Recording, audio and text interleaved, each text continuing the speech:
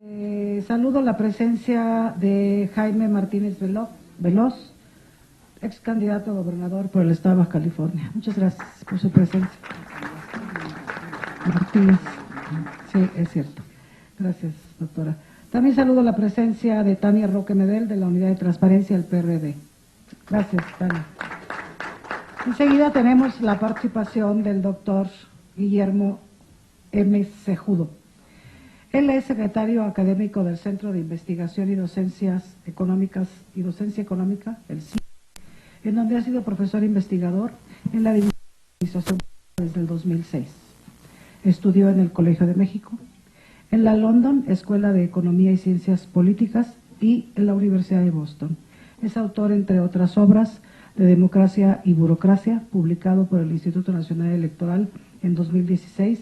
Recientemente, el INAI publicó el Diccionario de Transparencia, del que es coordinador editorial.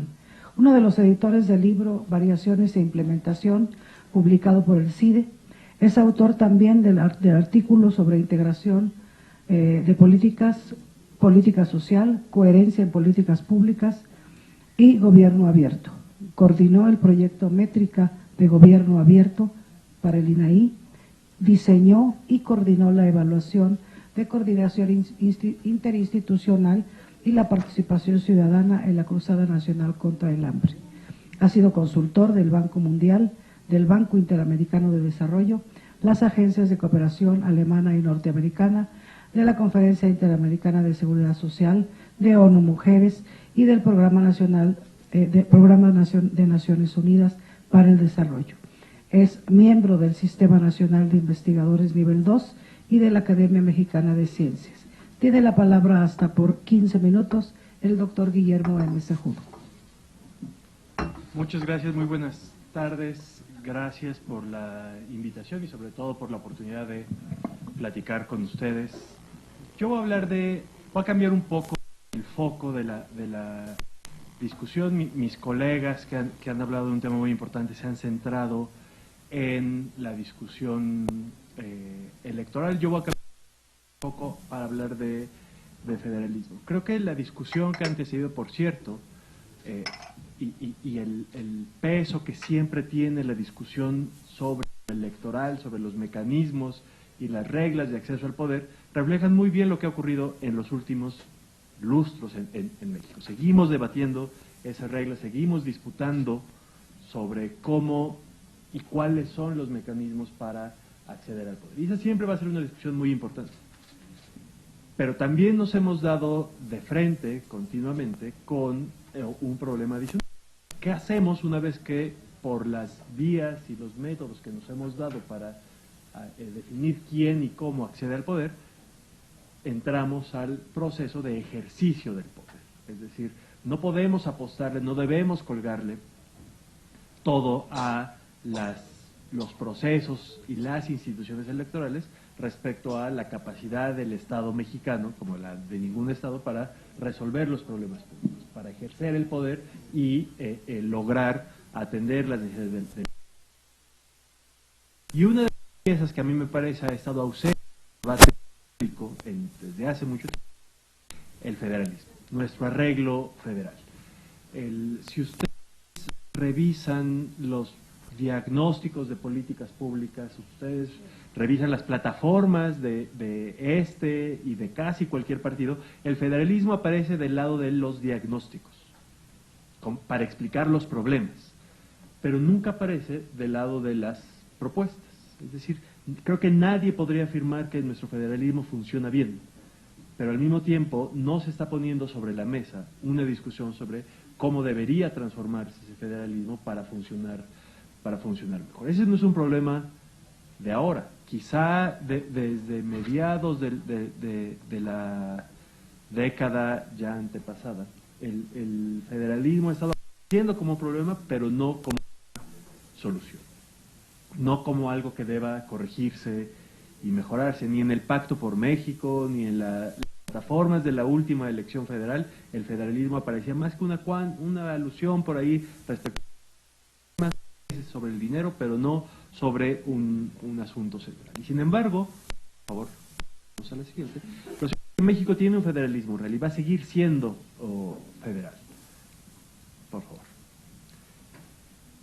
Pero el primer problema tiene que ver con que nuestro federalismo no es producto de un diseño deliberado. Siguiente. Hemos estado construyendo un federalismo que es el resultado de cambios en el régimen político del país y productos de la coyuntura. Ciro Murayama hacía referencia hace rato a la discusión sobre los soples. Bueno, pues, en materia electoral hemos tenido muchas reformas que le terminan pegando al federalismo, pero que nunca han sido discutidas en clave federal.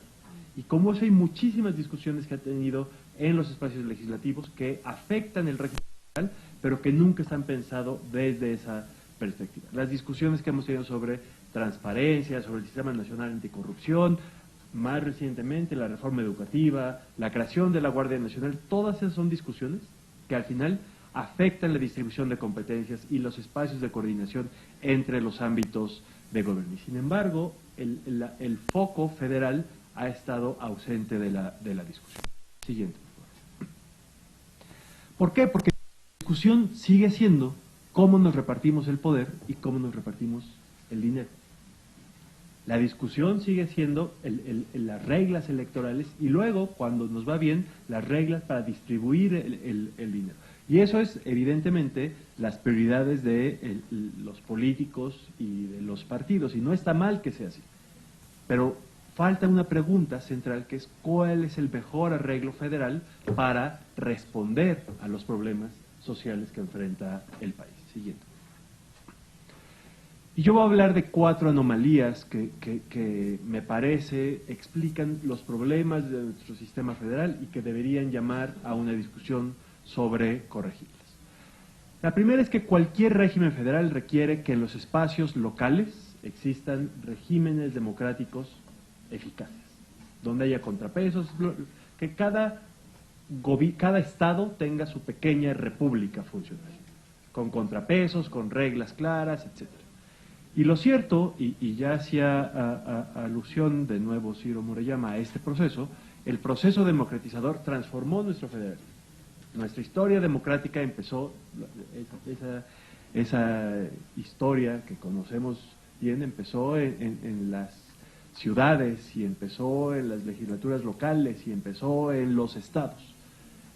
Y empezaron a activarse algunas de las piezas: vigilancia entre partidos, activación del poder ejecutivo, judicial, y si revisamos las constituciones se han creado todo eso que el manual nos dice: las comisiones de derechos humanos, los soples, entidades fiscalizadoras, institutos de transparencia. Sin embargo, lo cierto es que no se han terminado de sustituir los controles autoritarios sobre los gobernadores por controles democráticos. Creo que nuestra transición podría explicarse en buena medida como los estados habían logrado romper el control autoritario que en el régimen priista clásico ejercía el presidente, pero eso no fue sustituido por controles democráticos. ¿Quiénes ejercen esos controles democráticos? Pues los textos clásicos de ciencia política y filosofía política nos lo dicen: los tribunales, las legislaturas y todas las instituciones autónomas.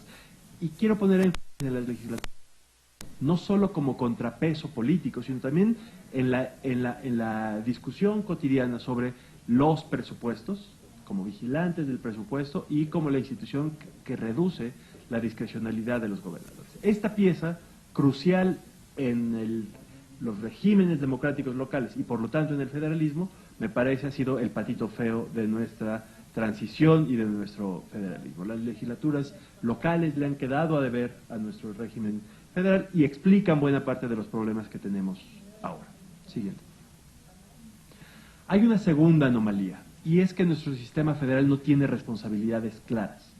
Un régimen federal requiere distribuir competencias y que sepamos qué le toca hacer a la federación, a los estados, a los municipios. Y no me voy a detener mucho, pero al igual que temas, hemos ido tomando decisiones que responden más a coyunturas, a mudanzas políticas, no a una decisión deliberada sobre qué conviene mejor distribuir las competencias. Es decir, primero decimos que queremos mandar más dinero o recentralizar el dinero, o queremos concentrar el poder en el centro o mandarlo a los estados, y luego vemos qué materias de política pública van detrás. Y eso no ofrecido una distribución clara de responsabilidades entre los tres ámbitos de gobierno. Sí sabemos que le toca claramente la basura y el alumbrado público al municipio. Sabemos que todo lo que no está asignado a la federación le corresponde a los estados, pero lo cierto es que el aluvión de reformas al artículo 73, que sigue creando facultades concurrentes o le da a el Congreso Federal y por lo tanto a la Federación nuevas atribuciones, ha ido desdibujando y volviendo muy compleja la distribución de competencias. Déjenme poner un ejemplo, la política social. Tenemos una Ley General de Desarrollo Social que dice que el combate a la pobreza y el desarrollo social es responsabilidad de los tres ámbitos de gobierno.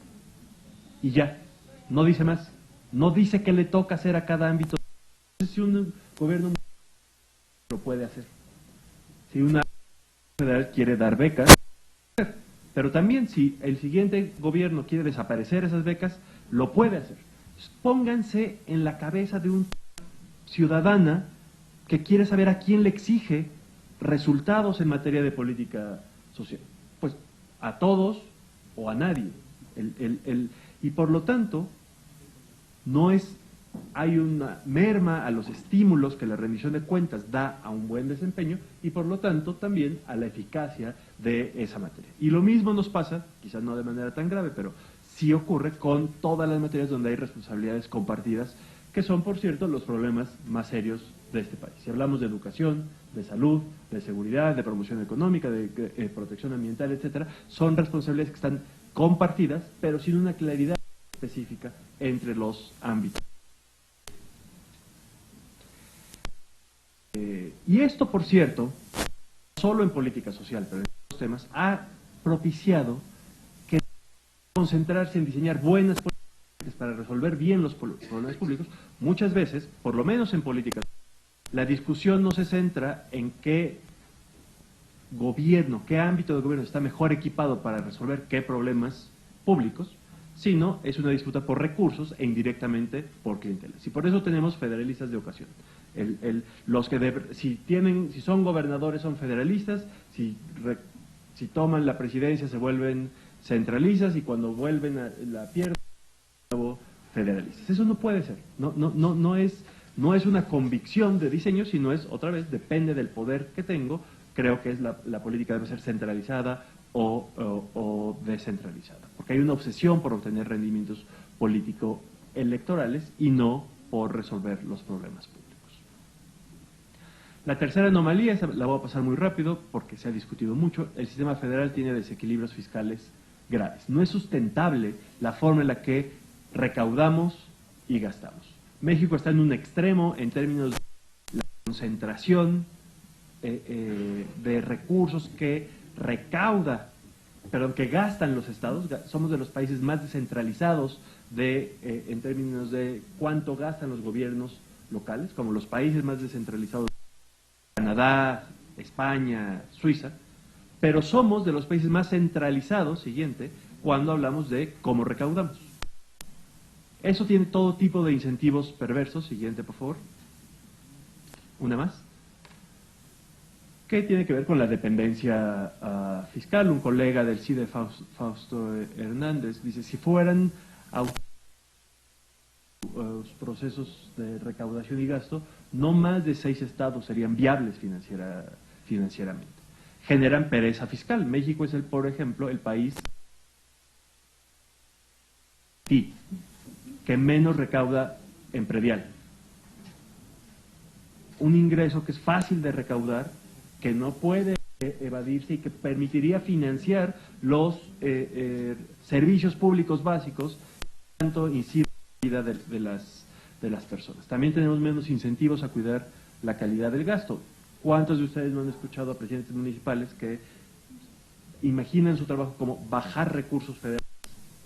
Y que la gente no se preocupa por cómo se ejerce ese gasto porque parece que el dinero realmente cayó, bajó. Entonces, si se le gasta en obras públicas útiles, qué bien.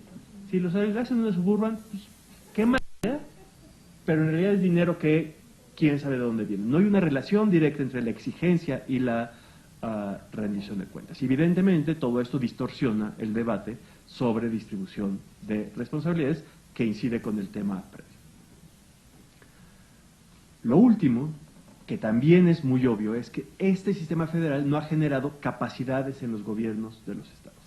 Las burocracias locales tienen altísima rotación. El promedio de duración de los secretarios de Estado estatales es de 2 años y medio en su puesto. Ese no sería un problema, es más o menos lo que dura también un ministro en el Reino Unido. El problema es que cuando se va un ministro en el Reino Unido queda toda la burocracia en su lugar y funciona y le da continuidad. Cuando se va el secretario de Educación de Coahuila, se va hasta el portero y el chofer y a veces el disco duro y las computadoras de la Secretaría de Educación de Coahuila. ¿Qué continuidad, qué perspectiva de largo plazo, qué credibilidad en los términos de las negociaciones y de los procesos de coordinación puede haber? Hay, por tanto, bajísima profesionalización. Aunque todos los estados tienen leyes de servicio civil, no existe eso en la práctica. Hay muy poco control de la discrecionalidad y, por lo tanto, estamos muy lejos de una idea de una planeación o una evaluación en lógica de resultados. Imaginen entonces, por favor, la siguiente, esa combinación, una más, de 4 problemas. Tenemos problemas, anomalías en la lógica democrática que debería regir el federalismo, anomalías en la distribución de competencias, anomalías en lo fiscal y anomalías en la calidad burocrática. Cada una de esas sería un problema gravísimo. Súmenlas. Tenemos un serio problema, no hoy, no de coyuntura, tenemos un serio problema en las últimas décadas. Y el problema es que no es un asunto de consolidación. Hace 15 años podríamos pensar, bueno, esperemos, somos una democracia joven, seguro, dejemos pasar el tiempo y esto se va a arreglar. Lo cierto es que no ha ocurrido. Seguimos tomando decisiones inconexas.